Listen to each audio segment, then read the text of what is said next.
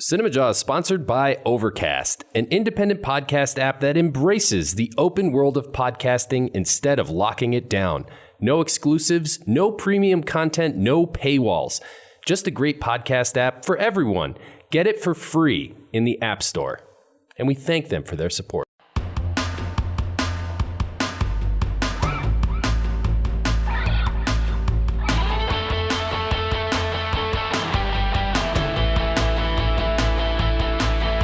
You're listening to Cinemajaw, the greatest movies podcast ever, recorded on location at Cards Against Humanity in Chicago. My name is Matt Kay, and with me is Rye, the movie guy, and sitting behind the glass is producer Pat. Hey guys, how's it going? This week on Cinemajaw, Matt, we take our top five, we bury it out in the backyard.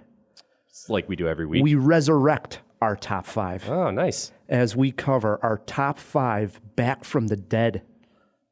Characters, movies. Right. I feel like I'm back from the dead today. For the JawHeads listening, last night was Rye the Movie Guy's birthday, and we went out after a screening to celebrate a little bit. Just a little bit. Just a few. But then I carried on when I got home, naturally, like you do. I had a few more, wound up staying up way too late, and now I feel like crap. So we got to bring you back from the dead. Yes, please do. Think about this, Jawheads. There's a lot of characters that die and come back, maybe enhanced, or something usually fishy. You get some sort of electricity going on, or who knows what. But people come back from the dead quite a bit in the movies. They've been doing it for thousands of years, Ryan. Yes. We are doing this because it ties into a movie we're going to be reviewing this week. Yes, we have two reviews. Bloodshot is the reason we're doing Back from the Dead movies. And we have a review of The Spenser Confidential, the new Mark Wahlberg movie on Netflix. Yep. And to help us with those reviews and do the top five, we have a great guest joining us, don't we? We do indeed. Back for his second Jaw, Emmanuel E-Man Noisette from E-Man's Movie Reviews is in the house. Can't wait to talk to E-Man. Plus, I think we're going to play some trivia, aren't we, Pat? That's right, Rye. In honor of Quiet Place 2, we are playing Quiet Place 2 movie trivia. Yeah. That's right on the nose. Think of the cast of Quiet Place 2, I'll say that. Okay. And it's a small cast. I'll let you know who that is when we get to trivia. Okay. Also, Matt, the month of March, we're still celebrating Pixar. So let's start there. Do we have a Pixar fact, Pat? Today's Pixar fact concerns one of the many Easter eggs Pixar puts into their films. The Pizza Planet delivery truck played a key role in Toy Story. The delivery truck has appeared in every Pixar movie except The Incredibles. It even shows up in Brave as a wood carving at the witch's shop. What's up with not having it in The Incredibles? I don't know. But who would know that they would put the delivery truck into every movie? That's something that would completely go over my head. Oh, I knew that. Oh, you did? Yeah. Oh, I didn't know that fact at all. Phil would have known that, too. Oh, I'm sure Phil would have known You know, before Pixar month is over, do we have one more week, or is We this have it? one more week. All right, we got to get Phil on the line. I agree. Yeah, we got to make We'll that have him happen. call in and have something. Yeah. He was a real Pixar fanatic. I agree. All right, so we ready to get this jaw going here, Matt? I sure am. As you mentioned, Emmanuel Noisette, we call him E-Man. Very popular on the YouTube with E-Man movie reviews. He's been on Cinemajaw before. Welcome back to Cinemajaw, E-Man. Thank you guys for having me back. It is such an honor. It What's really is. What's new in your world, man? How are things going? Oh man. Well, the movies are picking up pretty quickly. Finally. In the month of March, right? So yeah, I mean, but then again, they're also getting delayed. So That's a fact. It's kind of interesting to see like what to really focus on, and for myself anyway, I've got to pull into my little creative jar and see the little ideas that I've had. So I might be coming up with a couple things. Might be some interesting stuff coming soon. It's kind of good that we got these movies like the one we're going to talk about later, the Mark Wahlberg movie, coming out on Netflix. Yeah. That keeps us busy if there are like, canceled screenings and stuff like that. And I'm sitting here thinking, like, thank goodness for the streaming platform at this point, because I don't have to be in public places if I don't have to, or if this thing really gets even worse. So I'm down with this. I love it. I mean, I kind of want to go check out some more platforms because I'm sure there are plenty of other movies that I just haven't had time to watch, and my queue is just getting bigger and bigger and bigger. Yeah, it's time to get Shudder. Yeah. Something else that people can do in the comfort of their own home is watch E-Man's movie reviews on YouTube. Absolutely. How many times are you posting on E-Man's movie reviews? You seem to have videos coming out all the time. Man, I look, it's hard enough to keep up with once a week when you're the creator, producer, editor, and, you know, all that. But once a week is usually a good, I think, way to go about it. But, and I'm going to put myself on the spot here because this is exclusive. I haven't told anyone. Ooh, we get a scoop. I love like it. these. Yeah. And I feel like this is just going to put more pressure on myself to actually do it. I think I'm going to go ahead and start my own podcast as well. And of course, I'll be putting that on YouTube, you know, as well.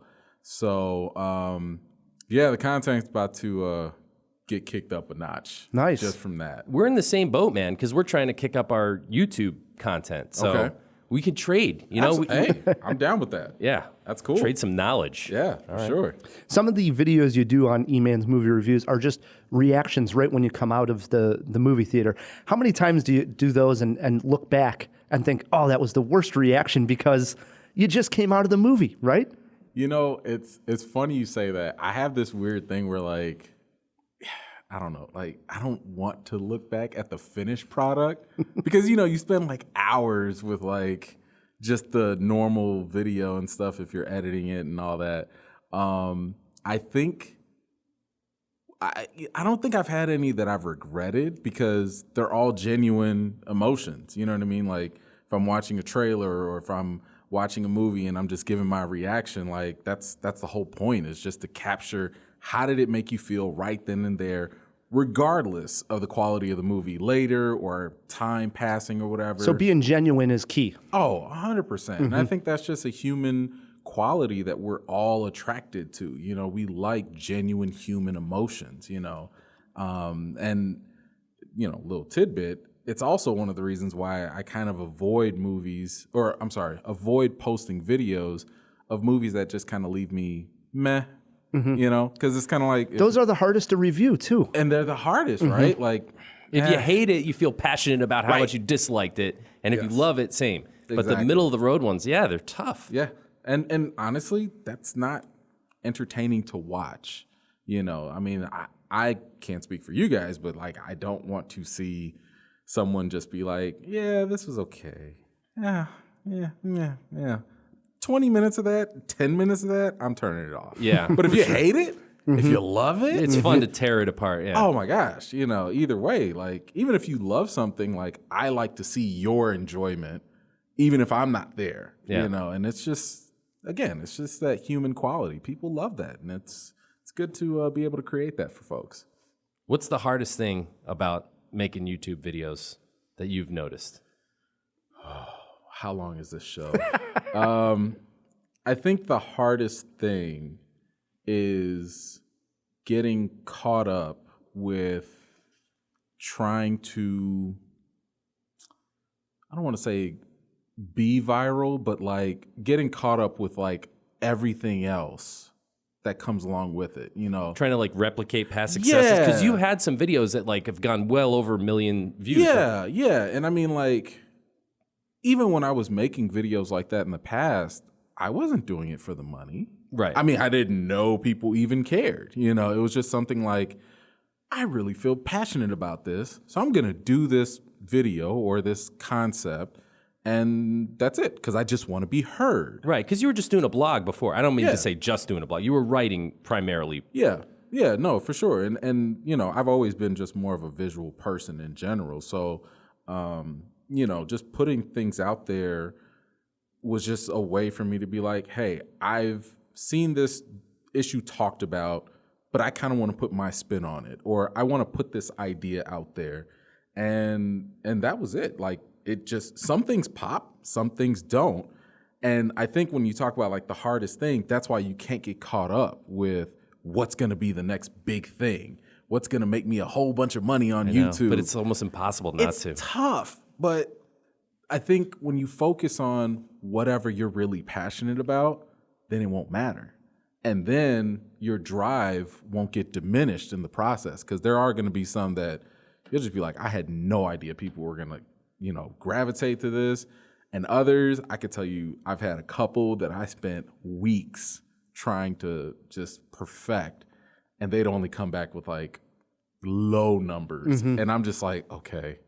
Well, yeah, it's just, torture. Just keep going. Yeah. I mean, in our very short YouTube career on this side, we've noticed that. Yeah. For sure. Yeah. But, look, for anyone that's like aspiring to be a YouTuber, like I said, your passion has to be the number one thing, because before my channel even started picking up steam, I had maybe like 135 videos that were just out there, double-digit numbers. Me and my mom probably watch them. You know what I mean? Like, not very much going on, but all it takes is like one video to get big, catch fire, and then all of a sudden, all these people just join up, and they're like, oh my gosh. He's got all these videos. He's got this whole library here. And that's one of the reasons why I encourage people, like, don't be discouraged if whatever you're putting out there is low, because what you're really doing is building up a library for your future fans when they eventually come in. Yeah. True. Yep. And it'll be literally overnight. Like, you'll just see your emails like, new subscriber. And you're like, what happened? So yeah, that's the nice side of it all. That's awesome. And speaking of new subscribers, where should we guide the JawHeads that want to check out your reviews, follow you online, all that good stuff? Yeah, for sure. E-Man's movie reviews, absolutely, for the videos on YouTube. You could just type it in, E-Man's movie reviews. That's E-Man, just like He-Man without the H. And if you really want to have some fun, the Facebook fan page is where we just do everything. I'm talking about trailers, reviews, movie news, memes, just whatever you want. We'll just do it and have the most fun there. That's awesome. I got to get in on that Facebook page. Should. It's I good will. time. Absolutely. We are celebrating Pixar month here in the month of March, so putting you on the spot. I wanted to ask E-Man what his favorite Pixar movie was, but I thought, Matt, it would be interesting if we took a guess. Okay. Take a crack at this. Yeah, I have one in my mind, and this is coming from the fact, you got a guess in and don't take mine. And here's my thought process Well, then on you why, go first. Why E-Man would select this one. Okay. He's a comic book guy. Yes, that's true. So basing it on that, I'm going with The Incredibles for The Incredibles, the first one, as his pick for the best Pixar movie. Okay. All right. Well, then I'll just kind of do a process of elimination here. It's definitely not Cars 2. I'm also guessing it's probably not Brave or The Good Dinosaur. I'm definitely thinking not a Monsters, Inc. guy. So it's really between Up or Wall-E for me. Ooh, okay. And I'm going to go with Wall-E. All right, Matt's got Wall-E. I got The Incredibles. E-Man, your favorite Pixar movie is? Those were really, really good guesses. But both wrong. Both were wrong. I'm going to go with In-N-Out. Inside Out. Or Inside Out. Yeah, Inside yeah. Out. Why did I say In-N-Out? Okay. I'm hungry. I want In-N-Out burger. Inside Out.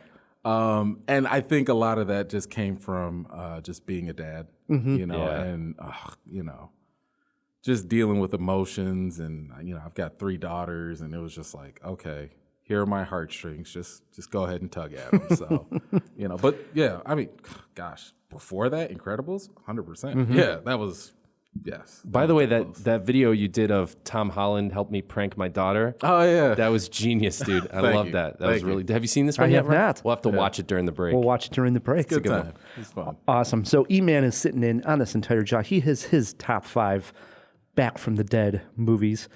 Plus, E-Man saw Bloodshot, and I mentioned he is a comic book guy, so this is good. I don't know. We'll ask when we get there if he's read the comics. It's going to be a good Jaw here. It's a jam-packed Jaw as always, Ryan. As always. So let's get to this review here, Matt K. All right.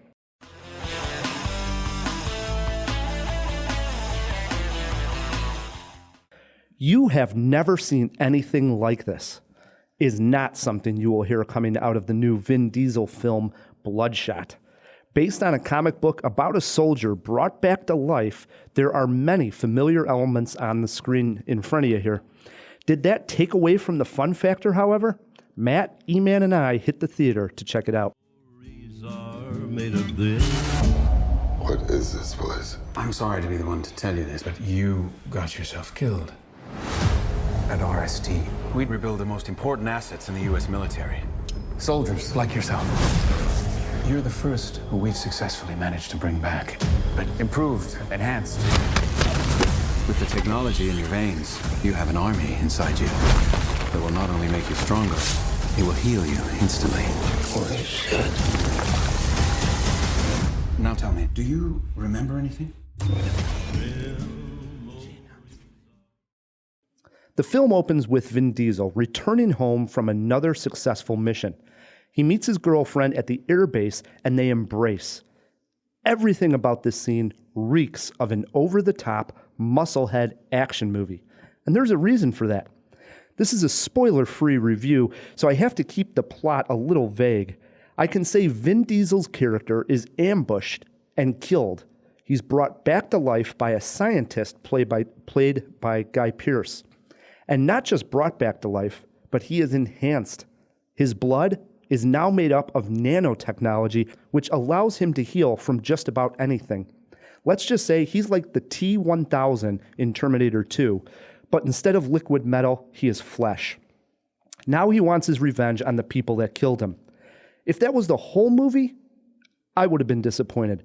But I am happy to report it is not. The plot takes a nice twist, one that we've seen in other films, but one that is effective nonetheless. This was a much smarter movie than I thought it would be. Matt, we joked on the way out of the film that we saw elements in Bloodshot from T2, Spider-Man 2, The Crowe, RoboCop, to name a few. I was okay with this because the bottom line is Bloodshot is a fun film. Did you enjoy the ride, or were you bothered seeing all the rehashed elements? Choo-choo! You hear that, Rye? I am fully aboard the Vin Diesel Express. There are a lot of tasting notes, if you will, Rye, in this bottle of movie brew. But I think that's what makes it fun. You'll get a nice Marvel color in the glass. I'm guessing the vintage here is late 80s, early 90s. Take a sip, and on the front, you're greeted with some Groundhog's Day or Edge of Tomorrow with a nutmeggy aroma of Total Recall. Bit of The Matrix in the finish. And I could go on with tasting notes here. And even though I think these are familiar flavors, they're combined into a remix that I actually found refreshing, if not completely original. I was not fooled or taken aback by the twist, Ryan, which I know you were, and I think most seasoned moviegoers will see it coming. But I did go as a non-fan of the Valiant comics, just never got to them. And I guess if I had to levy some criticism, it would be that the film was a little predictable. Vin Diesel was actually perfect, though, for this role as an unstoppable killing machine with a heart of gold. That's the role he always seems to play, and he's just got an undeniable screen presence. It's okay that he always plays the same role because he's good at it. The action here, fantastic. In particular, the elevator scene in the third act, which just might be the best action set piece I've seen in 5 years. Ooh. This is fun, bombastic, with just enough brains to get a pass. I liked this movie. So, Rye, E-Man, do you guys agree? Switch off your brains and just have fun with this action flick. Oh, boy. I agree with the switching off of the brain for that. It is absolutely entertaining. It is absolutely fun. It is a typical Vin Diesel movie. I got a lot of Fast and Furious vibes from this. Little Triple X. Kind of. I mean, the second I saw that Vin Diesel was a producer on this, I was like, oh, that confirms it. That's it. Got it. Okay. But he's actually perfect for the role. I mean, here's the thing.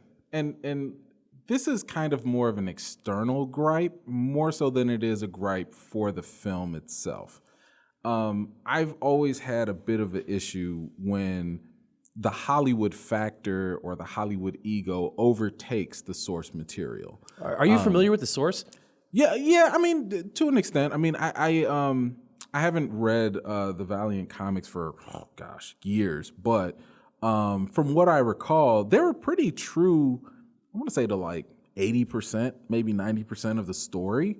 But you know, I guess without giving spoilers away, imagine a story of like the Incredible Hulk, right? You got Bruce Banner, something happens, he gets all big and muscular and everything. But imagine if he was never green, right? And in the movie, while you see this big, bulky guy who's the Hulk, but he's not green, starts running around doing all this stuff, he runs into a paint shop and some green paint falls on him.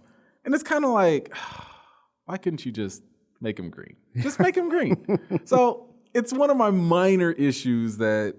Are you talking about the look of the character, like the classic look of Bloodshot? Yeah, like... Which we do get at the very end of the movie. Yeah. Barely, though. Green paint. Just, right. It's the green paint. The way I thought that was clever, though, because like his blood is gone, so his face turns gray. No, that he got ashy. Right. Ashy. I agree. And dusty, And, now, the thing is that I was hoping that they would have made that the ending in a sense, but at the end of the day, it's in my opinion, it's just more of like, no, I'm Vin Diesel. I need people to see me more so than the character.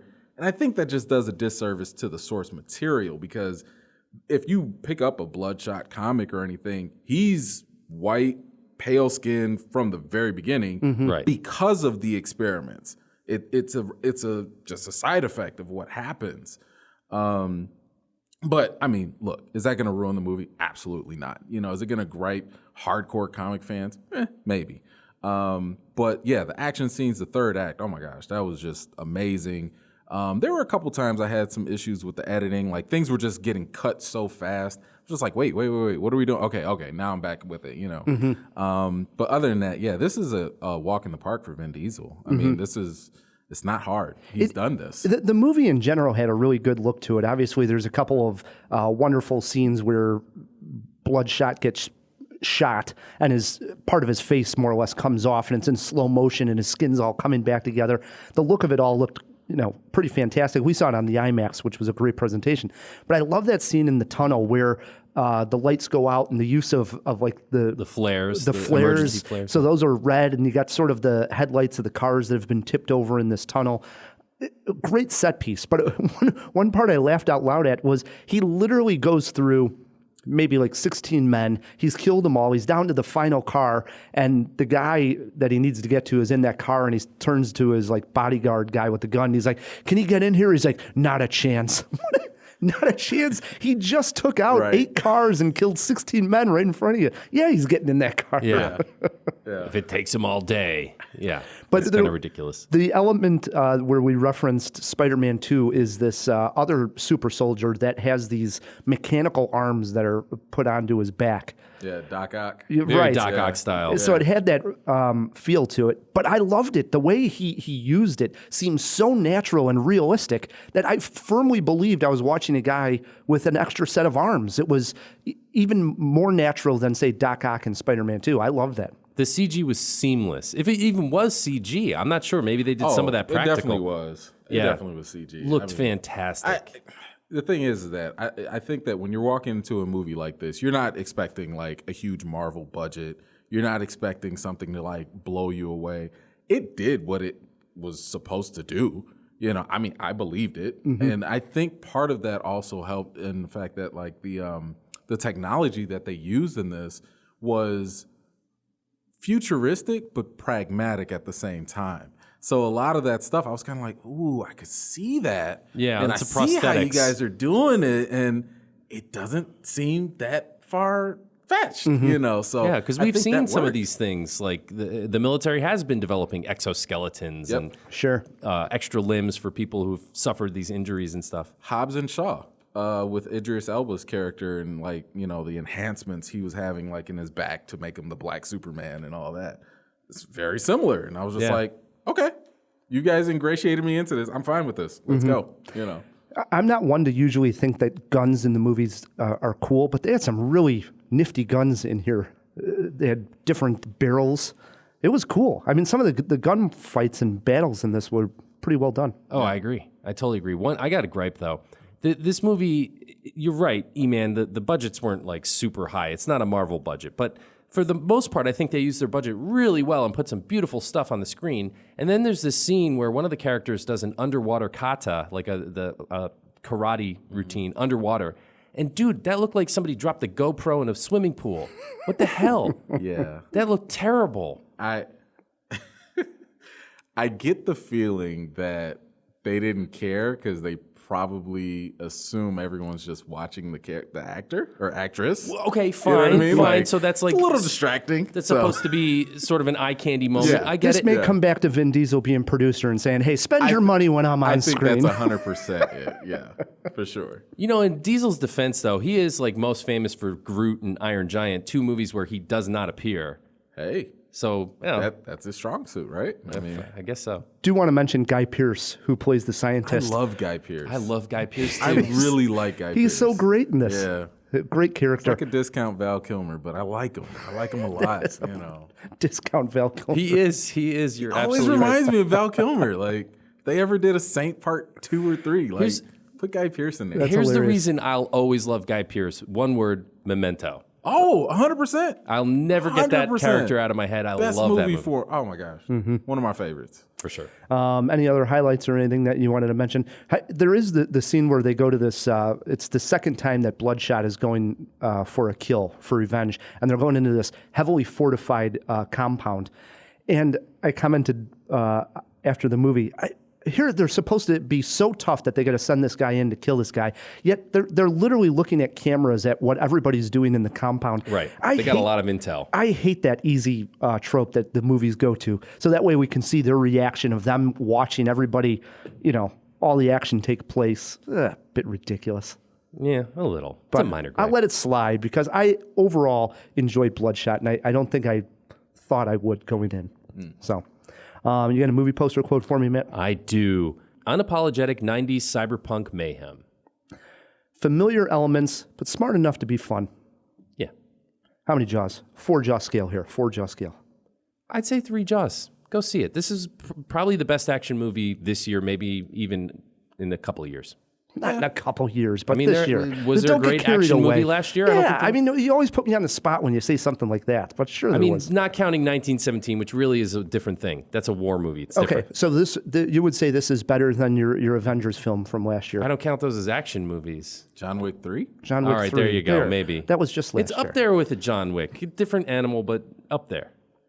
I think if we're forced on a 4 jaw scale, I think the 3 is fair. I'm with you guys. 3 Jaws also, I go. So, solid movie. It's a solid movie. Yeah. I had a lot of fun with it. I think people are going to like this one. Yep. If you see Bloodshot, you agree, disagree, want to comment on anything in this review, please write us feedback at cinemajaw.com, or if you have Twitter pulled up, shoot us a tweet at Cinemajaw.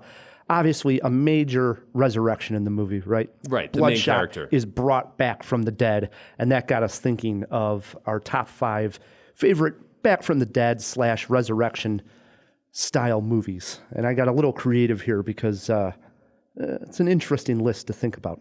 Yeah, the difficult thing in the research was you tend to get a lot of religious movies, which isn't. I mean, that'd be fine if you wanted to put 1 or 2 or make your whole list that, but not necessarily what I was trying to find. So this was difficult to do the research. I'll get us started this week, fellas. At number 5, I go way back to my childhood to a movie, one of the films that made me fall in love with movies and made me feel okay about being a nerd. Certainly got me beat up a couple times talking about on the playground, but I am an unapologetic Trekkie. And Star Trek 3, The Search for Spock, is all about the resurrection of Spock. And when he died, this is not one of the great Star Trek movies, okay? Not 3, but 2. 2, yeah. You're coming off of 2, which Right. is considered maybe the best. It is considered the best, The Wrath of Khan, for sure. And for years, I mean, maybe to this day, the cadence in the Star Trek films has always been great movie, crappy movie, great movie, crappy movie. And this was one of the ones that was on the downswing, right?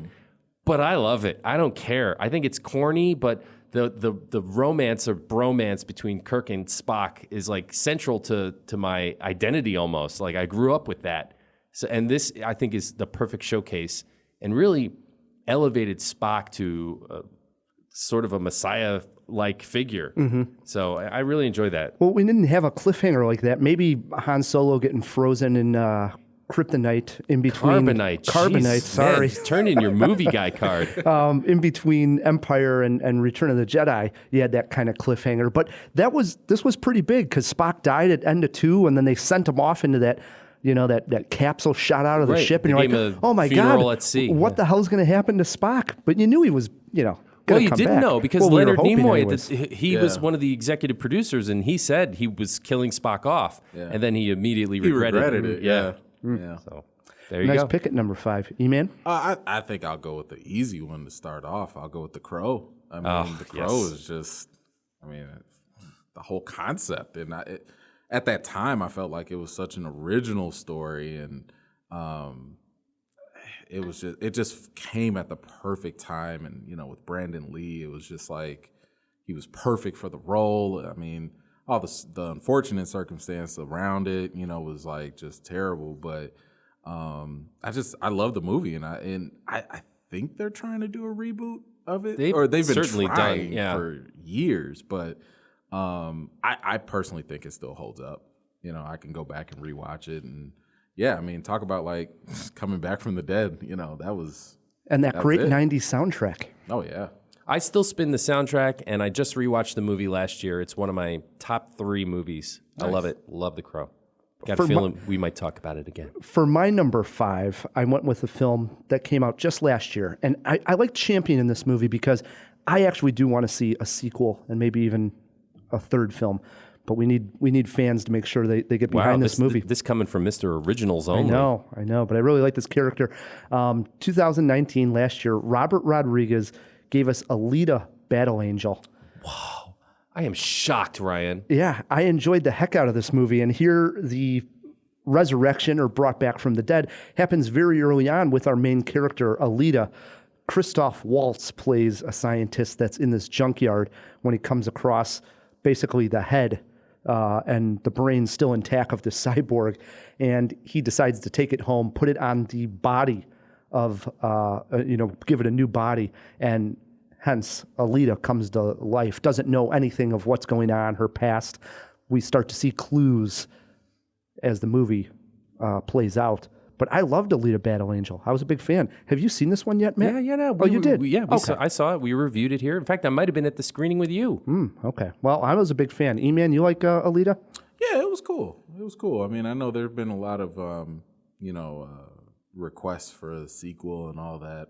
I'm actually more interested in checking out the written literature for it because I just The manga. The yeah, original? I know they always say that that's better, but I thought it was cool. I didn't know if I cared too much for the teenage love angle, that they tried to put in there. Right. Thought it could have been fine without it, but otherwise, I enjoyed it. Yeah, I was fine with the teenage love angle. I mean, young love is always a great catalyst in movie plots. Sure. It was fine. No, I really like this movie too, Ryan. Good pick. That was my number I'm 5. actually really surprised that it's on your list. There you go, Matt. All right, swings it back over to me. At number 4, I have a Tom Cruise movie, gentlemen. It is right in the title of the film. It is known as Edge of Tomorrow or Live, Die, Repeat. That's a very good pick. It's kind of like a take on Groundhog's Day if it was a science fiction war that he kept waking up and repeating every day. And this character has to sort of solve the puzzle of how to live through this day and win the war. And he's only got 24 hours to convince another soldier who happens to be Emily Blunt that she's the key to this victory. And, every time he's got to start from scratch. It's original concept? No, obviously, because we had it in Groundhog's Day. But I thought changing it to a science fiction war kind of made it a little bit interesting. So it was undervalued movie. I agree. It's a way better movie than people who probably haven't seen it would give it credit for. Some people don't like Tom Cruise or they see it and they think the concept is dumb. Watch the movie.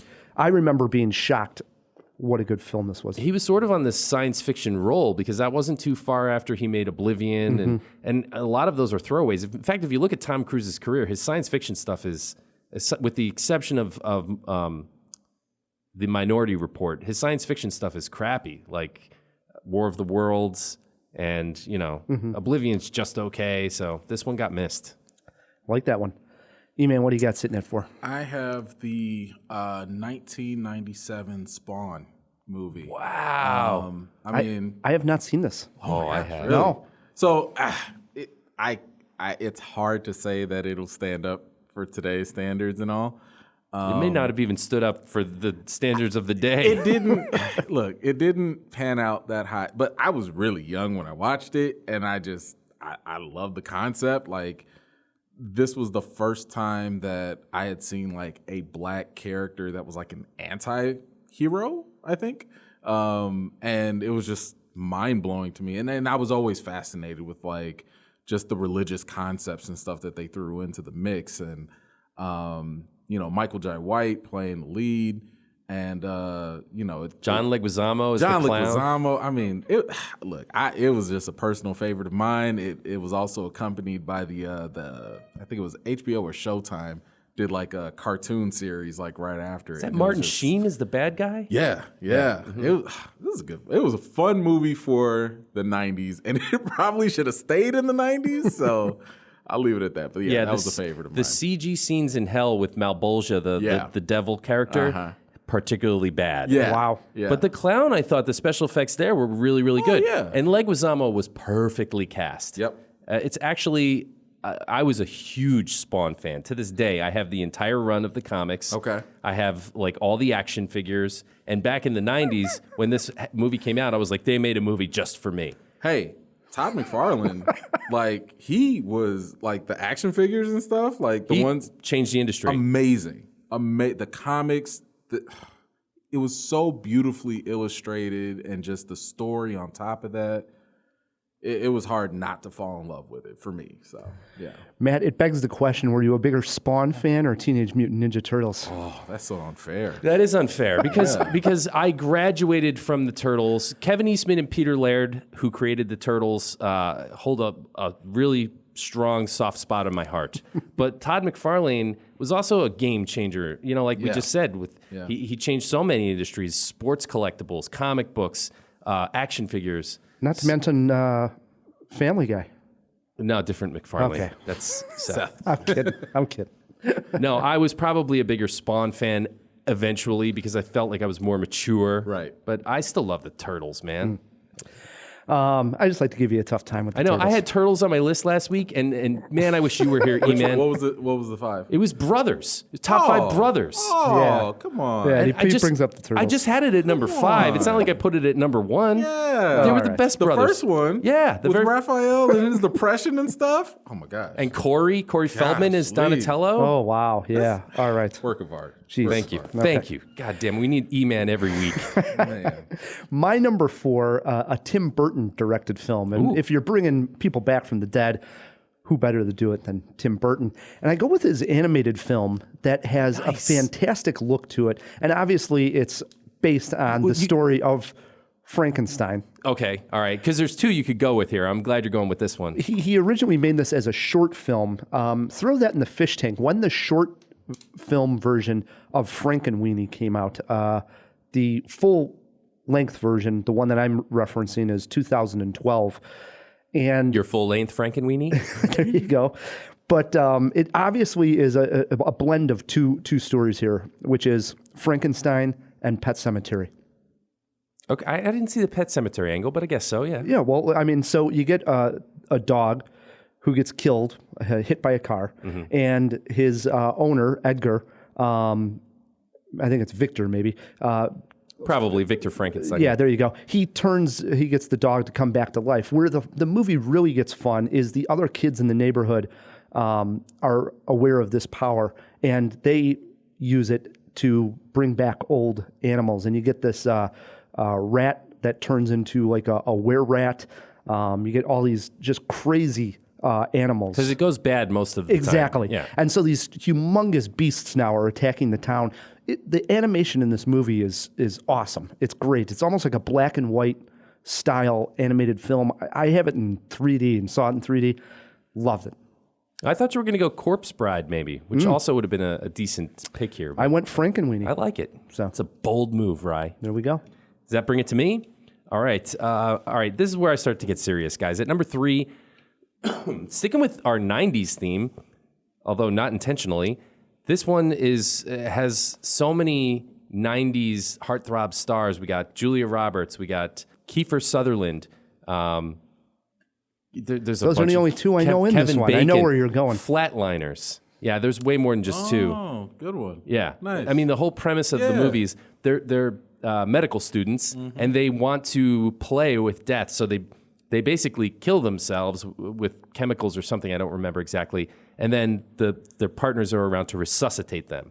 But what they find on the other side starts to haunt them in their day-to-day life. And it's just an interesting take on what could be there with near-death experience and stuff like that. It's a good horror movie from somewhat forgotten, and I don't think it should be. It holds up. It's a pretty damn good movie. Did you see the sequel-ish? I did not. Did you? I did not because I heard it was terrible. Yeah, same. I heard skipped it as well. I heard Kiefer's back in it, so if that doesn't do much for me. Okay, all right. Yeah. I mean, I loved Kiefer then. I don't know if I love Kiefer now. He's okay. I mean, I like 24 a little bit. After 24, I'm solidified. I'm like, dude, whatever you want to do. But I missed that young Kiefer, Lost Boys, blonde hair. Like, see, I jumped on him after I'm post Lost Boys for him. Okay. So for me, it was really more of an introduction into 24, and then I started revisiting a lot of his other stuff. So Stand By Me. Oh. I mean, it's a small role, but he's so pivotal. Yeah. I like young Kiefer. Didn't really do much for me. Fair enough. What do you got sitting at 3, man? 3, I'm going to go earlier. I want to say this was 84, Transformers. And just Optimus Prime. Yeah, man. Like, and we are, just to be clear, not talking about the Michael Bay stuff. No, this is the animated I guess you movie. could put those in there just because it's a recurring thing that they constantly do. But no, I'm talking about the animated movie. Directed by Orson Welles. I mean, this was nothing short of a classic. I mean, just talk about like, I think that might have been my first movie that broke my heart. Like, for real. When Optimus Prime, like, meets his fate, and of course, he comes back later or whatever. But I wasn't prepared for that at such a young age. Like, at that time, everybody was either doing alphabets or counting numbers, and by the time I actually saw that, I was just like, oh my gosh, this hurt, but it's also amazing. So yeah, that Transformers was definitely it for me. I have not seen it in the longest time, but I'm right with you. I remember it, making me cry as a kid. Well, first of all, I was wrong. It's not directed by Orson Welles. I think he just did the voiceover. Right, I was going to say that as well. Yeah, but the thing of it is, like, we were all used to the Saturday morning cartoon, and we played with the toys, and it felt very safe. They shot lasers just like G.I. Joe, and people would parachute instead of blowing up and falling to their death, right? Yeah. And to see this movie we were unprepared for the emotional weight it carried. And yeah, it just kind of like sucker punched you. Mm-hmm. It was a good one. Nice pick. For my number 3, we're talking about bringing back people from the dead. And a lot of weird things happen a lot of times to bring these people back from the dead. But if you're Ed Harris, you can actually do it by just yelling at the person. Not sure if you're aware of this fact, but if you're Ed Harris, you just yell at the person, you can actually bring them back from the dead. The movie is the 1989 James Cameron underwater masterpiece, The Abyss. Ooh. And the scene here, I actually pulled a clip, is probably the best scene in the entire movie. And it's probably a highlight in the Ed Harris career reel as well. And setting it up here, you have Ed Harris, and her name was Mary Elizabeth Master Antonio. Yes, which Master is Antonio. Way too long of a name. I agree. Okay, those two go down in Bud's mini sub. So this is Ed Harris's sub. They're chasing another sub, and they get down. They're way deep under the water, and there's only one suit that works, and she basically gives it up, and her body basically freezes from the ocean being so cold, and he swims up to the top with her, and it looks like she's dead. She can't breathe. But like I said, if you're Ed Harris, you start to yell at this person. Play the clip here, Pat. Just listen to this beautiful acting by Harris. Those are the chest compressions. Oh, yeah. Come on, breathe, baby. He gets pissed here. God damn it, breathe. God damn it, you bitch! You never backed away from anything in your life! Now fight! Fight! Fight! Right now! Do it! Fight, God damn it! Fight!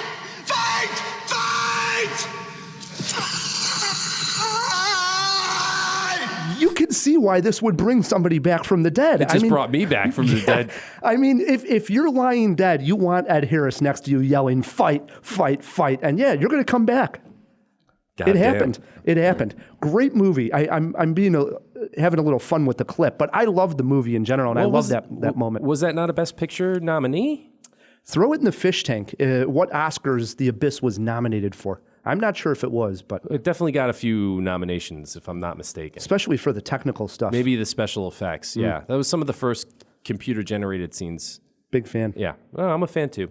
All right, that swings it to me again, and I really avoided or tried to avoid zombies because that's an obvious choice. So I stayed away from like Michael Myers, Jason Voorhees, and all the Walking Dead movies, even though I'm a huge fan of those.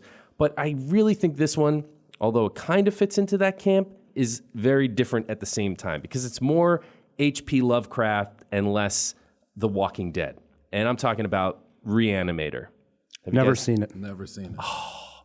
E-Man especially, I know you would love this movie. Okay. I mean, you like kind of horror. Yeah. It's campy horror, a lot of gory stuff. The Reanimator is a scientist who discovers a serum essentially that will reanimate dead tissue, but it doesn't always come back the same as before. This is getting juicy. It's very, very Lovecraftian, and everything starts to go wrong. It's like a comedy of errors, and it goes kind of where you might expect it to go with a zombie-esque movie, but it feels more Dead Alive than Night of the Living Dead, if that makes sense. It's a little bit more on the campy, funny side, but very Lovecraftian at the same time. It's a classic.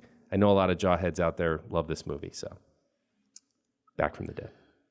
I got to trust Matt Kay on that one. You got to see Reanimator. I do? Yeah. All right. I'll write it down.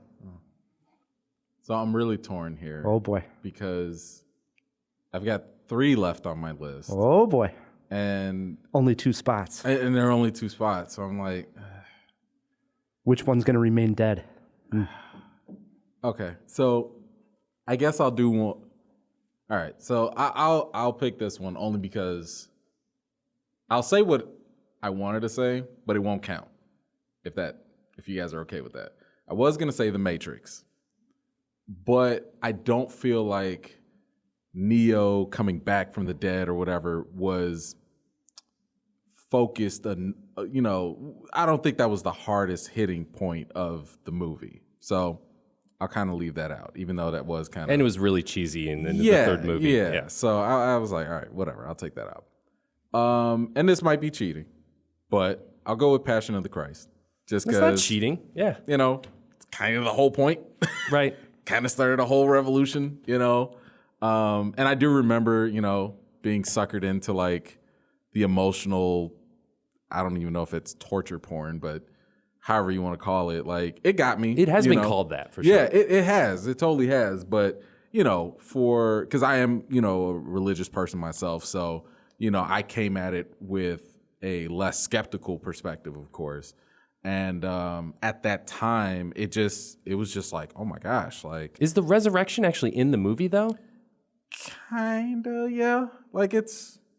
That's why I was thinking about this one. Yeah, it kind of is. I mean, they're doing a sequel for it, which... Really? Used to be kind of like a running joke, like, oh, I bet you can't wait for that, But yeah, I mean, it was kind of hinted at that, yeah, okay, we know what's going to happen next. But I thought it was, it was effective. It was definitely conflicting, that, with having Mel Gibson, helm the whole thing. It's controversial. Yeah, It was. controversial for sure. But, Most takes on the crucifixion have been very controversial. Oh, 100%. I mean, it's never... I mean, there are plenty of criticisms that can be levied against the film, but in the nature of this concept and this topic that we're talking about, like, yeah, that kind of floats up to the top for my list. Yeah, and I think what's interesting, too, is if you ever get a chance to see the director's cut on Blu-ray, there's a scene in there with Jesus' body in the cave, and the way he came back was Ed Harris was next to him. Oh, my God. Yelling at him, my God. Yelling at him. Talk about a bonus You never walked feature. away from anything in your life. Smack. And then Jesus got up and walked right out of the cave. It works every time, Ed Harris yelling at you. When in doubt. Unbelievable. Okay, my number 2 pick, comes from a Pixar movie. Oh, And here we wow. are celebrating Pixar this month of March. Is it Cars 3? And 2008, it's the heart of the movie here. It's the emotional beat of the film, Wall-E. You love this movie. You'll recall Wall-E trying to save the day, trying to get the plan to show the humans that it's safe to come back to the Earth. He ends up actually getting crushed, and we think it's the end of Wall-E, and they end up coming back to Earth. And the scene that had everybody choked up was when Eve, the female robot, puts Wall-E back together, and he doesn't have that personality of Wall-E anymore. He doesn't have his memory. And it's crushing. Remember that?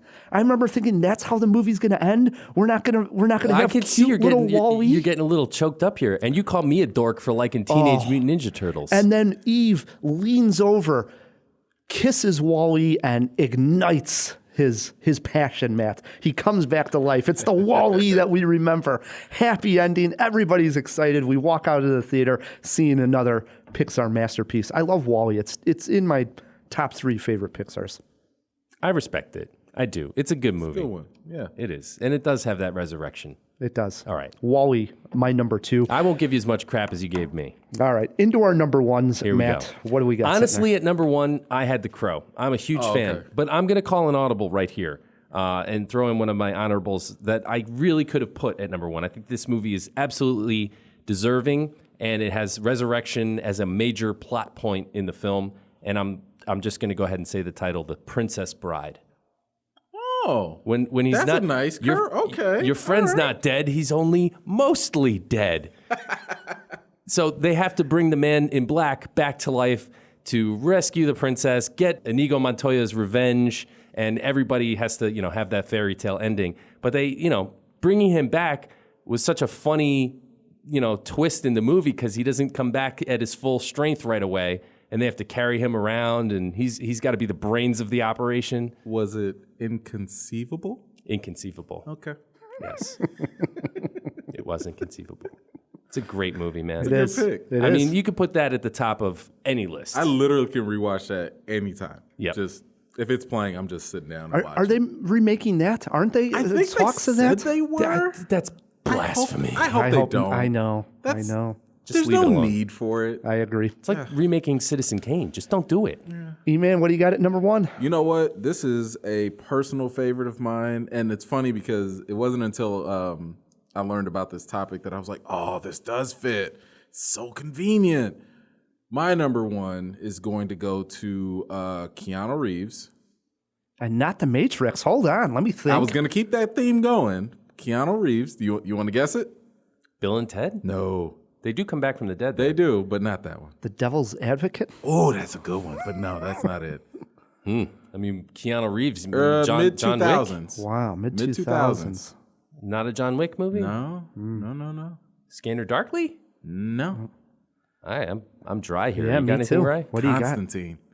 Oh, yeah. Love Constantine, man. I mean, the guy has his, I forget if he had a near-death experience or basically he was about to go to hell. And, he's like giving the devil a whole, middle finger, nope, not this time. And, just in the middle of the movie, he's like, all right, let me go find your sister. Let me go to hell real quick and see where she's at. I just loved that movie. And that's the one movie I'll give a pass to for not being entirely comic accurate because, the whole character is really based off of the character of, the likeness is based off of Sting. But Right, because he's blonde. blonde, he's British. English, chain smoker, all that stuff. He And I did was smoke like, in the movie. He did. But I'm fine with it. I'd totally be fine if Keanu did another one. But yeah, that movie right there, I love it to this day. Also, Just awesome. an underappreciated Tilda Swinton Yes, appearance there as 100%. Gabriel. Really? Yeah. Yeah, sort of forgot about that. Yep. Huh. I got to watch that again. I haven't It's seen it good. in a I long think it time. holds up. I think so it holds too. up. I do. I agree. I'll give that one a spin again. Good number 1. My number 1 movie, a second Tim Burton film, enters my list. A number 1. And can you believe it? I'm going with a comic book movie with these two comic book guys in front of me. I thought you guys might spoil this one. Rewatched the scene today and just love this moment because the person actually dies by getting pushed out of a window by Christopher Walken. I already know what you're talking about. I mean, what a way to go. Getting pushed out of a window by Christopher Walken. I toyed with this, actually. Yeah, I thought about it too. My number one pick, it's the most bizarre back-to-life scene I've ever seen. 1992's Batman Returns features the rebirth of Catwoman, who is played by Michelle Pfeiffer. Oh, yeah. She gets pushed out of this window, basically dies on the sidewalk. And, she dies. She cracks her skull. right. Yeah. And then all of a sudden, all these alley cats start coming. And Tim Burton loves to show the shadows of the cats. He was really big into the shadows of when in both the Batman and Batman Returns. And they start crawling all over her body, nibbling on her fingers, licking her face. And something in these cats brings her back as Catwoman. And she's clearly not the same. And even that scene where she goes into the apartment and starts making the outfit that she would become Catwoman. Yeah, she's lost it. Extremely bizarre. Yeah. So much fun to watch. I love Batman Returns. I make no qualms about it. I'm very okay with that pick. Yeah, no, I love Batman Returns too, dude. That is definitely one I thought about for sure. I mean, it's a small scene in the movie, not necessarily very integral to the entire plot, but you're right, man, that resurrection scene. Plus she dies 7 more times in the movie, right? Or 8 more times? Well, she's got 9 lives, so it's all good. Mm-hmm. Yeah. My number one, Catwoman. Honorable mentions here.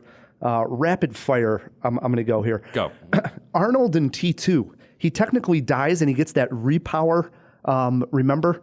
Where the spike is through him and he's on the in that factory. And then he gets that extra power and he pulls the spike out of his body.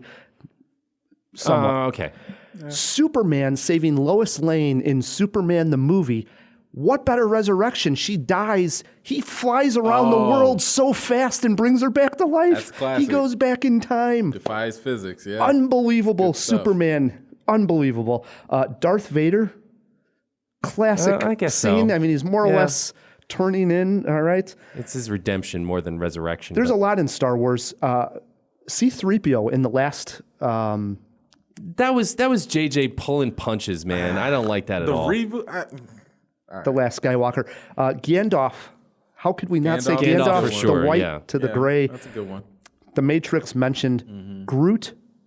All right, now we're talking characters that come back to life. I mean, we can go on and on here. Groot. All right, Groot, yes. Was we a are rebirth. Groot. Comes back at the end as the little Groot. And my last one, Ready Player One, which was one of the more creative ones because he gets the token that gives him the extra life. Oh, that is a good call. But he's that I really inside liked. the video game, like that. and then he uses that extra life, which in the book was Spoiler alert, by the way. was so much better in the book. So much better in the book. But it still worked pretty well in the movie. Those were I agree. I love resurrections. All right, I got a couple that weren't mentioned. Source Code. I like that. I was thinking about that one, but I couldn't remember if he actually died or if they kept him alive. I think they kept him alive. It sort of left a little gray. Okay. So, But I do like that one. it That is was good. It is about life and death and reliving something over and over again. Harry Potter. Yeah. I mean, right in the first movie, Voldemort is coming back from the dead. Yep. You know, and then it's a recurring theme throughout. The Green Mile, that's my last one. He's sort of, John Coffey has the power to bring people back and animals back from the dead. So that's also a theme in the film. Okay. Yeah, so a couple that didn't make my list were Chronicles of Narnia. Oh, you yeah, know, Aslan. Yeah, with Aslan. A couple that you guys already mentioned. Which one? I didn't know if it counted or not, but Sixth Sense. I was thinking of Sixth Sense. Kind of. Yeah. Like, you're back from the dead, but you're still dead. I don't know if that counts. You know? We would have let it fly. And yeah, if because I wanted to stay away from zombie stuff or whatever, but Cujo was gonna make my list, and then just Dawn of the Dead. Like, just love Dawn of the Dead.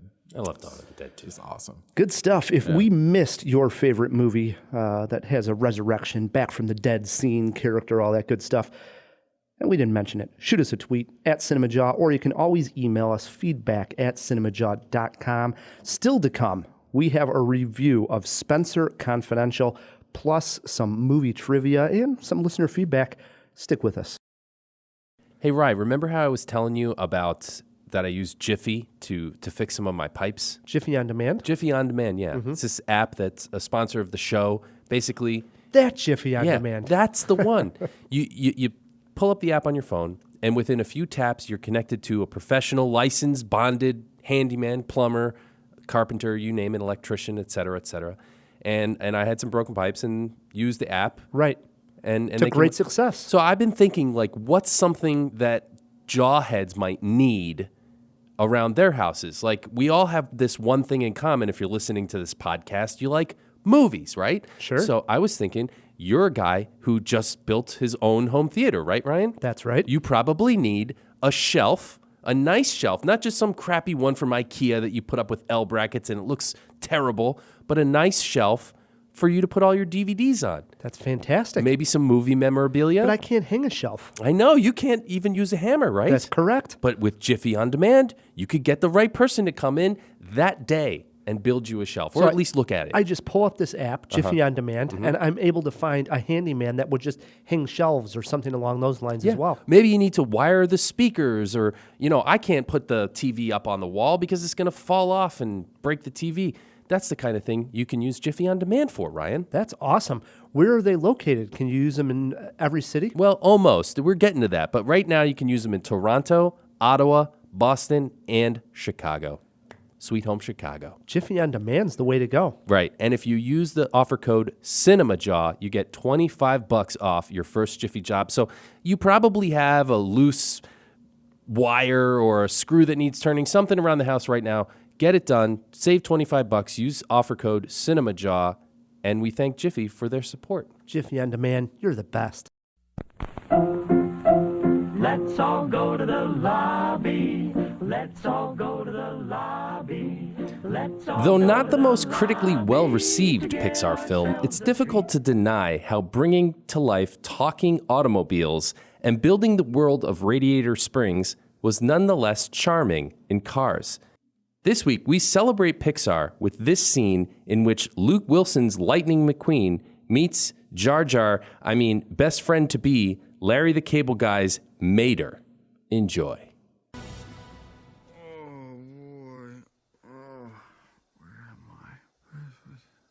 Morning, Sleeping Beauty. Boy, I was wondering when you was gonna wake up. Take whatever you want. Just don't hurt me. A parking boot? Why do I have a parking boot on? What's going on here, please? You're funny. I like you already. My name's Mater. Mater? Yeah, like Tuh Mater, but without the tuh. What's your name? You don't know my name? No, I know your name. Is your name Mater too? What? Look, I need to get to California as fast as possible. Where am I? Where are you? Shoot, you're in Radiator Springs, the cutest little town in Carburetor County. Oh, great.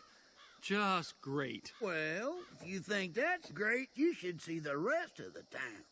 You know, I'd love to see the rest of the town. So if you could just open the gate, take this boot off, you and me, we go cruise and check out the local scene, you know? Dad, come! How'd that be, Tomato? Cool! Mater!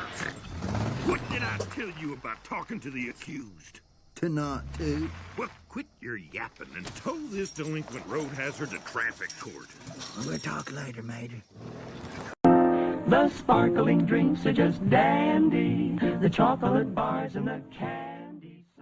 Hey, JawHeads, you've heard us talking lately about our YouTube channel. It's something we're really concentrating on lately. So if you get a moment, your downtime, check it out on YouTube. Just type in Cinemajaw in the search box. We'll pop right up. We're doing a lot of different videos like animations. We're cutting out some of our interviews in different segments into their own little videos you might find interesting. Plus, you can catch whole episodes of Cinemajaw on YouTube as well. And do me a favor, while you're there, please click subscribe. It helps us out so much, not even joking here. If you click subscribe, it will make my day. That's how much I'm paying attention to this right now. And frankly, we're just having fun experimenting, so we'd love to hear from you. What are you liking? What are you not liking? What should we do more of? So write us some comments while you're there and let us know what's on your mind. And thank you. And we are back on Cinemajaw hanging out with Emmanuel Noisette, best known as E-Man. E-Man Movies Reviews. The longest YouTube video that you make? Do sometimes you just go way too long because you're passionate about a movie and you look down and you're like, oh my God, I've been talking about this damn thing for 30 minutes. That can happen. That has happened with my explainer video. So I think one of the longest ones I did was, it might have been for Us, Jordan Peele's Us. It was like clocked in at like 25, 28 minutes or something like that. I watched that one though. It was good. Yeah. Oh, thank you. Yeah. I mean, but the 25, 28 minutes is really 45 minutes unedited. So yeah, that's usually like a labor of love in that case. Like, okay, people really won't get this movie, or there's a lot of talk about it. All right, let's analyze and break this down. Let's just do this, you know? So yeah, so that happens. Mm-hmm. Yes, that totally happens. You're just like, oh crap, this is so much longer than I thought, but the bigger purpose kind of pushes you through. Sure. And again, for the JawHeads that want to check out E-Man's movie reviews and all that good stuff, the best place to do so online is? YouTube for the videos, E-Man's movie reviews. You could just look it up. Or Facebook. The Facebook fan page, it's also E-Man's movie reviews, and we got movie news, which we just updated. Tom Hanks has coronavirus. Oh my goodness. My goodness. Breaking news. Breaking news. But yeah, I mean, E-Man's movie reviews on Facebook. You must movie be protected. News at all costs. Yes, I agree with you. And all the fun stuff. So yeah, Facebook, YouTube, Instagram, Twitter, whatever you like. I'm E-Man everywhere. E-Man movie Except reviews. for TikTok. I told my 12-year-old daughter that I was considering to join TikTok, and she just laughed in my face. So it's not going to happen. Yeah. Yeah, I when TikTok started, I jumped on it and grabbed the Cinemajaw account. Same thing. It's really embarrassing. I think if you're over the age of 20, maybe. Yeah, it's not for you. Will Smith is on there. Have you seen his That's stuff? Will Smith. I did, but I feel like when you have a team behind you, it's different. Like when you actually have people that are like, hey, Will, that's not cool. Don't do it. That's better. I don't have that filter. I'll post something and I'll just be like, okay, I'll look to my kids and be like, is this acceptable? No? Too late? Well, here we are. Yeah. We're finally starting to feel really old with TikTok, Oh, man. Just don't get it. Yep. All right. Before we get to trivia and before we get to our Spenser confidential review, we did throw a few items into the fish tank. And I know producer Pat wants to come back from the dead. Swim to the surface. Let's open up that fish tank. Wait a moment! It's fish! Isn't it? DC! Wake up! Wake up! No, Pat, it's a giant glass bowl. Hey, get some fish smoke. Who's coming with me besides Flipper? Here. That's a Sicilian message. It means Luca Brasi sleeps with the fishes. You're gonna need a bigger boat. So there was a couple questions in the fish tank this week. The first question was when the short film version of Frankenweenie was released, and the long form version of the film was a remake of Burton's 1984 short film. Wow. So 84, he makes the short. That was early Burton. Maybe Right. even like student Burton. Right. Oh, it was, for sure. And then later it comes back to it, makes the feature-length film. I like it. And then the second question was what Oscars The Abyss was nominated for. And the film was nominated for Best Cinematography, Best Sound Mixing, Best Production Design, and Best Visual Effects, which it won. That makes sense. There we go. Yeah. No Best Picture, though. All right. I was I was generous. That's what I was, yeah. Still a quality film. You know what they should have done is had Ed Harris get out there to the Academy and said, fight, God damn you. All right. Was that everything, Pat? Yep. All right. Get back in there. All right, we'll do.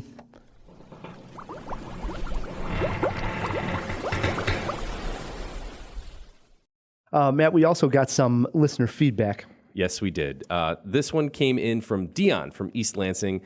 And Dion writes, this note is just for Matt, but I'm sharing it with you guys nonetheless.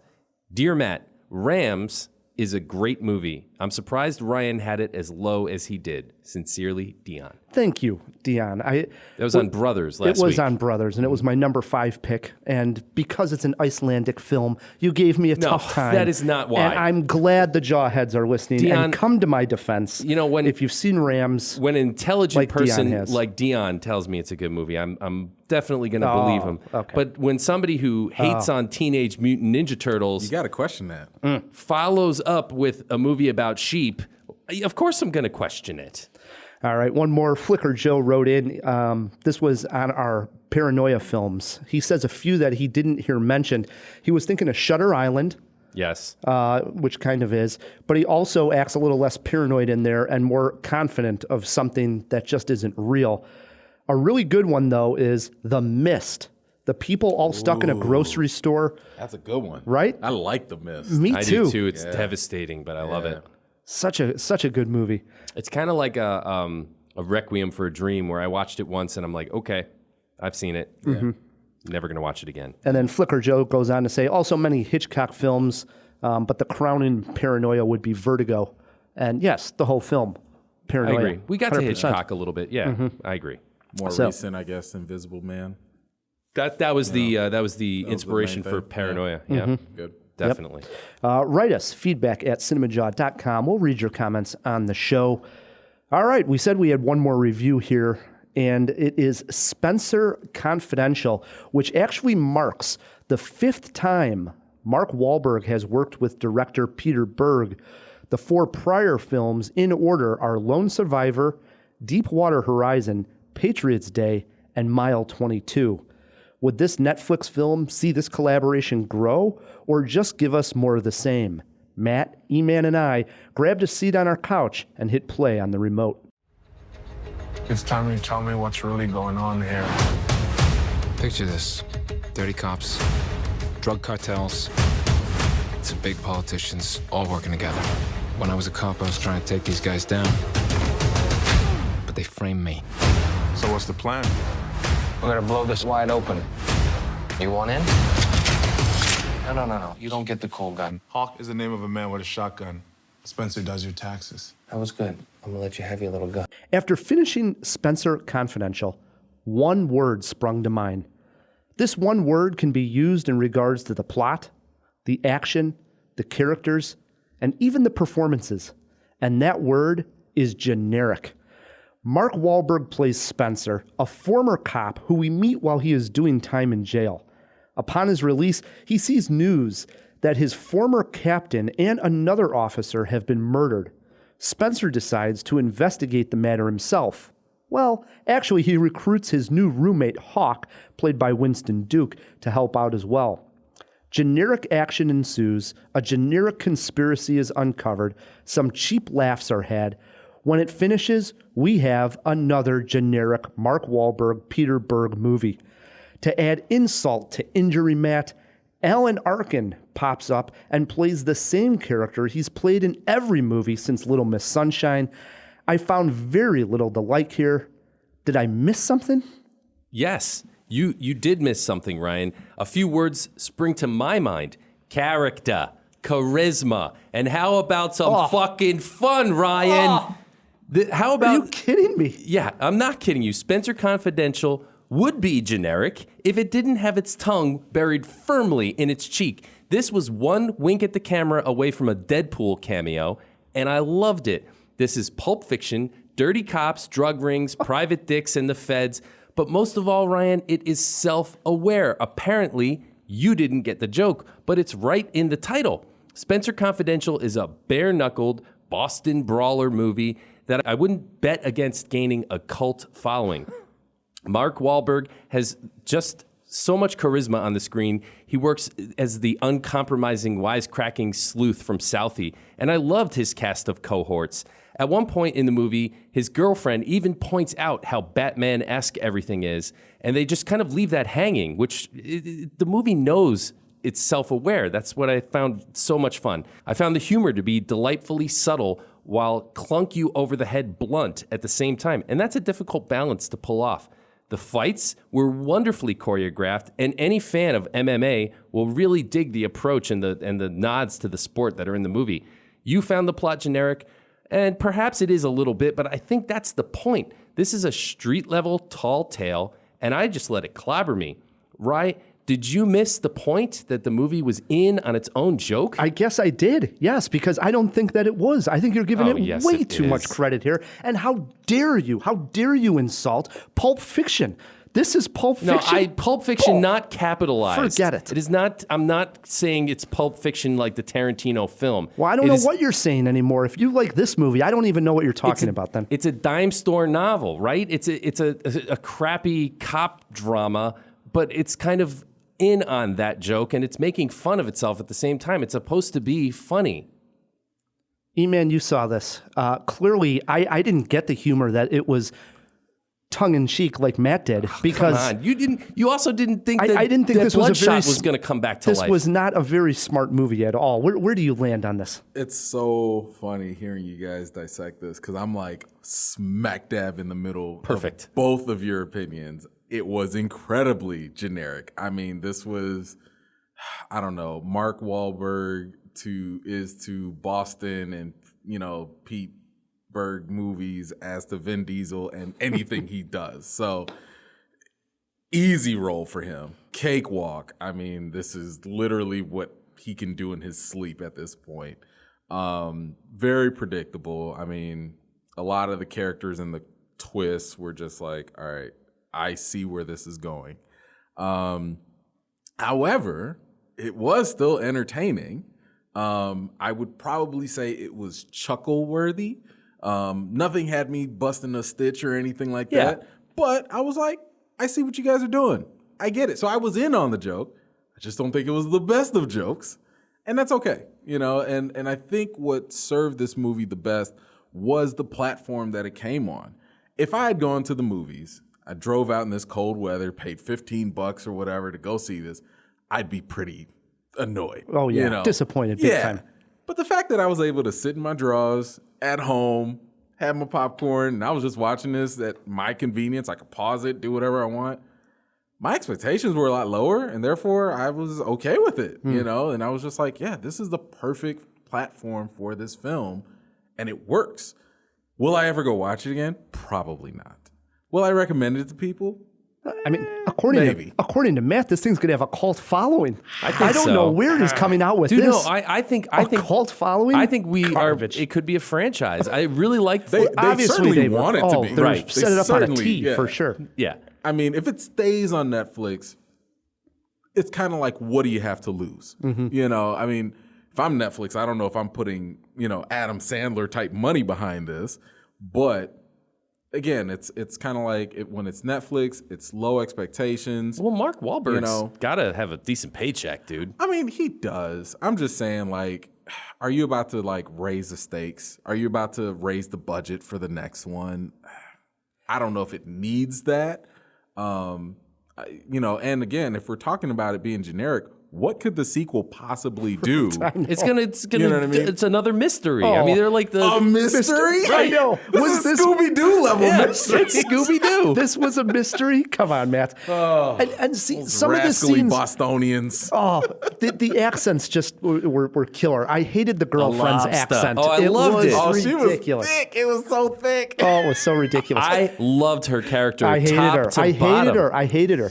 But the scene that I couldn't stand was when he goes into the restaurant and all these bad guys, the Mexican restaurant, and he's ordering. That whole part's ridiculous. That was a little ridiculous. And then these guys come out with machetes. Like, the machete is quite a large blade, right? And I mean, they first walk into the restaurant. There's no sign of Where are anything. you pocketing that? Exactly. Nothing. They just walk into the restaurant. No, and they then, have them in their pants. They show it. They show it. And then next thing you know, there's machetes flying around, this humongous fight. And then a car just backs up and just randomly hits these people. It was just like, roll your eyes, stupid. You know, I loved it. The one thing I appreciated that they did was the fact that Spenser gets beat up a lot. I really like that because they didn't overpower his character or anything like that, which I forgot to mention for Bloodshot. They did that to Vin Diesel, and I didn't care for it. Like, he was super powered before he went through his experiment. And then all of a sudden he was like, oh, by the way, now I can do this other stuff. But anyway, I thought it was a really cool relatable thing for Spenser's character to just kind of be like, yeah, I can fight, but I'm still going to get my butt kicked in the process. Yeah, he can take a beating too. Yeah. So I appreciated that tough grit. I like the fights. If I am given a highlight here, it's the chemistry between Wahlberg and Winston Duke. Oh, for sure. And most people, if they don't know the name Winston Duke, probably best known for playing the father in Us. Yeah. And I like he's a big guy. Very big guy. I like their chemistry. And if you've seen the trailer, there's a very funny joke in there about Spenser being I forget what he says, an accountant's name or something. Oh, yeah. Spenser does your taxes. Yes, taxes. Hawk is the name of a guy who should have the shotgun. Right. And they're fighting over who was going to have this gun. Those moments worked for me, and I liked that. I will give that the only highlight. What about when they go to Letitia's apartment and it's just been tossed by the bad guys and Winston Duke helps the little kid with his bed? That moment was so tender and sweet. Cool. I loved it. It was nice. I almost got a little choked up. I didn't get that far, but I was like, I get the intention, Does it land? I don't know if it has that wide landing appeal. Not to say that it won't touch some people, but I don't think it was, But here's the question I want you to settle. Yeah. And if you don't have an opinion, that's fine too. Okay. Do you think the movie is aware of itself? Is it in on the joke? Oh yeah, for sure. Yeah. I think it is. I mean, I don't think it breaks the fourth wall type of aware. But it's right there up to it. It knows. It gives the fourth wall a little bump. It's got that heartbeat of, guys, we know you shouldn't take everything seriously. So, yeah, I'll give it that. See you, Rye. See? Yeah. Well, I didn't like it at all. And then don't even get me started with the black truck that it's got a name. It's Black called Betty. like Black Betty. Yeah. It's so ridiculous. Why didn't they had such great music in the movie, like pop songs. Why not get that song? Black Betty. Yeah. Right? They totally missed it on that one. A missed opportunity. You got a movie poster quote here, Matt? I do. Foul mouth, lobster chomping, Boston brawler. I smell a franchise. Oh, wow. I went with should read. No, edit. I went with should have been called Spenser generic. I like this one more than you, Ryan. How many Jaws here, Matt? 2.5. Wow. 2.5 Jaws. This is a good movie. Check it out. How many Jaws, E-Man? I might have to go with 2. I'm at 1.5. 1.5 Jaws. That makes sense. Going around the table. There we go. All right. If you see Spenser Confidential and you agree with Matt, I'd love to hear your reasoning behind it. Write us an email, feedback@cinemajaw.com. Brings us to trivia. All right, JawHeads, it's time once again for Cinema Trivia, where one lucky contestant gets to take on Matt K in the hot seat. Starring your host, Rye the Movie Guy!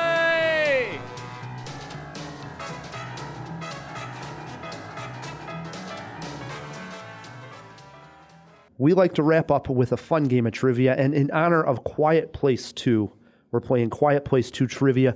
The cast involves 3 main characters here that I'm going with, and that is Emily Blunt, John Krasinski, and Cillian Murphy joins the cast in this one. Okay. So there you go. E-Man, you're our guest. You get to choose if you want to go first. Let Matt go first. There are steals, and if you get hung up on any questions, is this the challenge? Because you get a trip to the fish tank for Pick Me Up Pat. I'll let Matt go first. Okay. All right. All right. Question number 1. They do start out easy. Yeah. And this came up earlier, so I wrote these prior to knowing what everybody was going to be talking about today. Matt, Emily Blunt. Edge of Tomorrow. Ding, ding, ding. What was the question, though? Just for Emily Blunt has starred in one movie with Tom Cruise. Name it. All right. We got that one out of the way. All right. Question 2. Over to E-Man. E-Man, John Krasinski appears in this romantic comedy that starred Alec Baldwin, Meryl Streep, and Steve Martin. Alec Baldwin, Meryl Streep, and Steve Martin, all in a romantic comedy. John Krasinski also appears in it. I'm going to pass on this one. All right. I've seen this movie, and I liked the movie. And it's got one of those names like As Good As It Gets, or The Kids Are All Right, something like that, you know? Jesus. Like All Good Things. Just having a total brain fart on this. I love this movie, actually. I mean, yeah, it's a love triangle between Baldwin, Martin, and he plays such a straight character, Steve Martin. This is the movie. You got the movie right. Not his usual, What's the title? 5 seconds. The Kids Are All Right. I don't know. What the hell's it? We're looking for It's Complicated. Yeah, God damn it. It's complicated. And clearly, it's complicated. It's a good movie. Yeah. Still 1-0, Matt K. Question 3 over to him. Matt, Cillian Murphy starred in the film Red Eye, where he was on a plane with this actress. Jodie Foster. Oh, crap. That is incorrect. You were thinking of Flight Plan with Jodie Foster. Incorrect. E-Man, you got a chance for a steal here. Cillian Murphy starred in Red Eye, where he was on a plane with this actress. Cillian Murphy and who? I've seen this movie too, and that's why it's bugging me. Do have a lifeline if you need it. It is early, though. You said Jodie Foster, and it's not. Got 5 seconds here. I don't know why I'm going to say it. It's wrong. I'll just say Elizabeth Shue. Looking for Rachel McAdams. And Rachel McAdams. I know. That's how I felt on It's Complicated. I'm sitting there. I'm like, I know she's blonde. I could see her remember the face. movie. Yeah. It was on a plane. All right, here we are. It's still 1-0. Question 4 now jumps over to E-Man. E-Man, Cillian Murphy stars in this 2002 Danny Boyle-directed zombie movie. 28 Days Later. See, now that's a number 1 question. I like that. All right, it tied up. That's 1-1. a guess question. 1-1. Question 5 over to Matt. Matt, John Krasinski has appeared in one film directed by Cameron Crowe. Name. Really? Was it that crappy one that came out and pretty much tanked Cameron Crowe's career? What was that one called? Something about Hawaii, wasn't it? That's my guess. What was it? Damn, what was the name of that movie? Hawaii 5-0. I don't know. That's the one, though. You got a chance for a steal, and I think he was barking up the right tree, if you can remember the name of that movie. John Krasinski has appeared in one film directed by Cameron Crowe. Matt was saying Hawaii.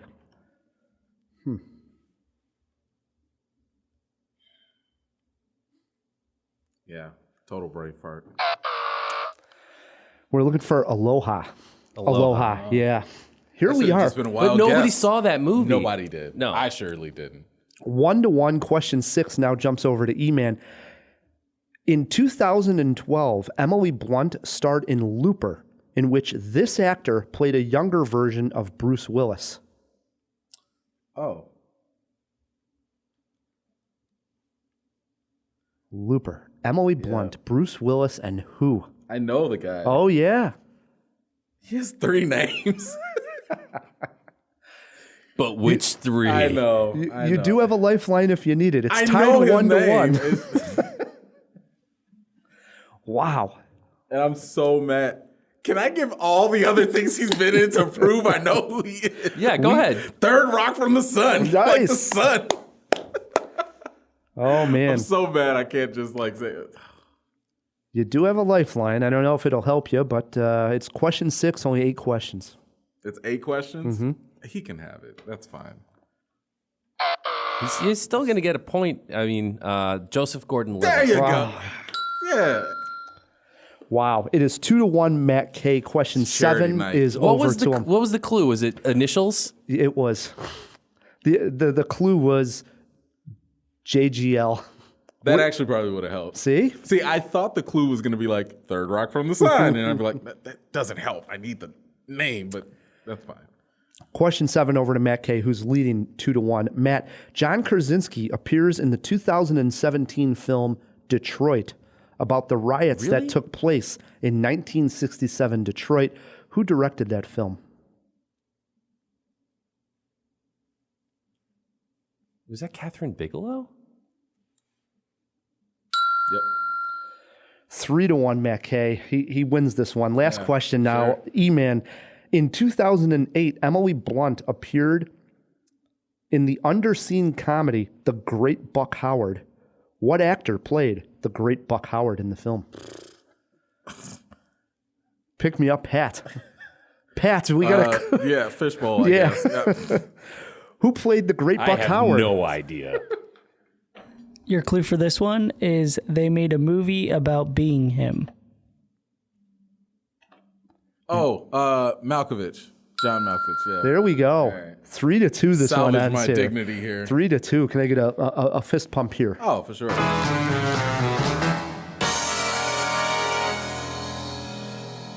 Now, this technically makes us tied because I won the first one. Oh, there you go. So he's got to come back. We got to have you back We again. got to have a tiebreaker. All right. I like it. If it did come down to a tie, we call it a jawbreaker. It would have went to E-Man. Better actor, Cillian Murphy or John Krasinski? Cillian Murphy. We would have gave that to him. Yeah. The real jawbreaker was this. Age of John Krasinski, closest to. Matt, you got to guess. All right. This is the guy from The Office, but he's graduated now. So He's got a beard. yeah, right. He played the Tom Clancy guy, didn't he? Jack Ryan. Jack Ryan. Yep. And he's directing. Yep. I would say if he's not 50, he's getting there. He's older than my cohort here. I'm going to say he's 47 years old. Lock him in at 47. E-Man. I'll go You gotta with 42. guess. Give that to E-Man. 40 years old. Holy 40 crap. for John He is Krasinski. so young to be this far in his He's a young career. guy. Yeah. Man, Yeah. well, 40. good job, Krasinski. You're There doing you all go. right. Yeah. Brings us to the end of a great Jaw. And first and foremost, we got to thank E-Man for coming back on Cinemajaw. This has been a blast. Thank you so much for having me. It's always a good time. We definitely have to have you back for that whenever. tiebreaker. Whenever. Can't wait. We also got to thank our producer Pat. Yeah, it was a great time as always. Thanks, guys. Matt, we also got to thank the sponsors. Yes, thanks to Overcast, Jiffy On Demand, and the Chicago Podcast Co-op, who help us get cool sponsors like them. If you would like to support Cinemajaw, the easiest way to do so is by leaving us a review wherever you're listening to this podcast. And while you're at it, please click subscribe. It's one extra button and it helps us out a lot.